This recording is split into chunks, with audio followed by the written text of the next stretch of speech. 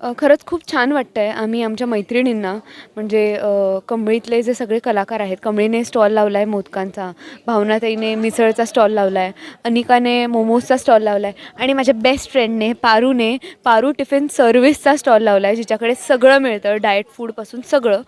त्यामुळे मी तर त्यांना सपोर्ट करायला आले आहे आणि खरंच खूप छान वाटतं आहे कारण सगळ्या मैत्रिणी भेटल्या आहेत मला. हो, मलाही तेच म्हणायचं आहे, की इथे येऊन एकतर खूप भारी वाटतं आहे. सगळ्यांना भेटण्याचा एक वेगळाच आनंद असतो, की खूप दिवसांनी आपण एकमेकांना भेटणार आहोत. तर मी इथे माझं पारू टिफिन सर्व्हिस लावण्याचं एक वेगळाच मोटिव्ह आहे माझा, की बिचारे सगळे महासंगम करतायत. शूट करून बिचारे थकतात, तर त्यांना असं मध्ये-मध्ये थोडंसं काहीतरी छान खायला मिळावं ना. त्यामुळे मी पारू टिफिन सर्व्हिस लावून ठेवले. मग मध्ये-मध्ये जेव्हा त्यांना वेळ मिळतो, तेव्हा ते येतात आणि माझ्याकडे त्यांना जे वाटेल ते मागतात. सो पारू त्यांची फर्माईश पूर्ण करते.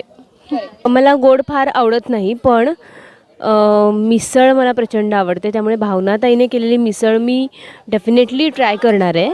आणि अनिकाने जे मोमोज केले आहेत, ते मोमोजसुद्धा एक मोदकाचाच प्रकार म्हणू शकतो, तिखट मोदक. त्यामुळे येस, मोमोज पण मी ट्राय करणार आहे. आणि कमळी तर आमची फ्रेंडच आहे, त्यामुळे तिला पण सपोर्ट करायला पाहिजे ना. सो मी थोडंसं मोदक पण ट्राय करणार आहे. मला सगळेच पदार्थ आवडतात. मिसळ पण आवडते, मोदक पण आवडतात, मोमोज पण आवडतात आणि पारू तर सगळंच बनवेल माझ्यासाठी. सो मी सगळं खाणार. येस.